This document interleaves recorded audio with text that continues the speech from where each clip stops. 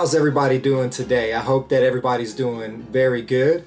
I pulled out my nice Italian suit today because we're going to talk about a lot of people's favorite subject, and that's money. So I don't know about you, but for a lot of people, this past year, maybe even 2 years, has been really challenging as far as our bank accounts are concerned. So anybody that had some money stored up, what we saw is that inflation really hit us, and the money that we had ended up being worth a lot less than what it used to be. For anybody that has some money in the stock market, if you look at the stocks over the past couple of years, stock prices are way down in most cases. If you're fortunate enough to have a 401k or any type of retirement account, chances are that the amount that you have in there has probably tanked as well. And I live here in San Diego, California, where the price of rent is just getting so high that we really just have to laugh to keep from crying. And to top it all off, the electric company just sent me an email telling me that as of January of this year, we can expect to pay about double the amount for electricity that we've been paying as well. But what if I told you that with all of those things that are going on and all of the challenges that are happening with most people's finances, what if I told you that there's a silver lining in that? And let me tell you how God has used the situation to really minister to me and to make me come out on top in the end. So for me, I can tell you that all my life, I've really seen money as a way to feel like I'm in control of things and to really help me feel secure and to help my family feel secure. But maybe God is using this time to remind us that it's not us that's in control and that God is in control. We can't control the stock market, we can't control inflation, but we can control the way that we view money.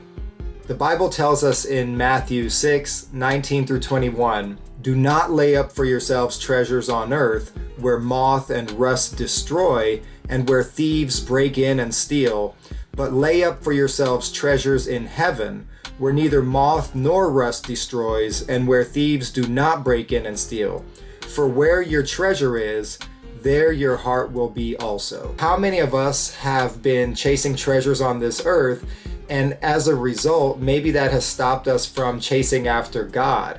Maybe we're actually chasing after the wrong thing. What if God is actually helping us out by making our money less valuable so that we will remember that we should be chasing after the important thing, which is a relationship with Him? Now, I know that most of us have heard people say that money is the root of all evil, but how many of you know that that's actually from the Bible? So in 1 Timothy chapter 6, it says, "For the love of money is a root of all kinds of evils. It is through this craving that some have wandered away from the faith and pierced themselves with many pangs." So the Bible is telling us right here that through the love of money, many people have wandered away from their faith. And that's just like what we were just talking about, where people are chasing after money instead of chasing after God. The Bible also reminds us that we brought nothing into this world and we can take nothing out. Now, that's not to be confused with what your mother used to say, that she brought you into this world and she can take you out. This is talking about money. So in 1 Timothy chapter 6, verse 7, it says, "But godliness with contentment is great gain, for we brought nothing into this world, and we cannot take anything out of the world. But if we have food and clothing, with these we will be content. But those who desire to be rich will fall into temptation and into a snare, into many senseless and harmful desires that plunge people into ruin and destruction." So God is warning us that chasing after money will plunge people into ruin and destruction. So from reading that, it sounds like the fact that my money has been impacted, maybe there is a silver lining in that, and maybe God is actually saving me from chasing after things that will eventually cause ruin and destruction. Now, I have one more Bible verse that I wanted to share with you, and this is one that you've probably heard. I know for a lot of people, it's one of their favorite Bible verses, and it comes from Philippians 4:13, where it says, "I can do all things through Christ who strengthens me."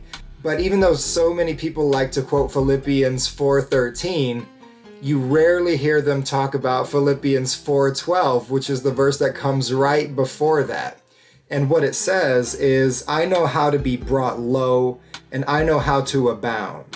In any and every circumstance, I have learned the secret of facing plenty and hunger, abundance and need. I can do all things through him who strengthens me. And so what this is telling us is that we should be content during times when we have a lot, and we should be just as content during times when we have a little. And so I'm not telling you that God doesn't want us to have money and that he doesn't want us to be able to provide for our families. What I'm telling you is that it's an issue of the heart. And so if we're placing the value of money above the value of God, that's when we start running into all types of problems. So if this is a season where maybe you don't have as much as you've had at some other seasons in your life, I would encourage you that if you prove to be faithful with what you have, that God will make you faithful over more. I hope this message encourages somebody out there. So I know there's a lot of people that are going through a lot of money challenges right now, but I would like to remind you to keep God first and to remember that God is the one that's in control. God makes sure that the birds in the air and that animals are fed. So believe me, he will make sure that we are fed as well. And I know this message may not be for everybody, but it's for anybody.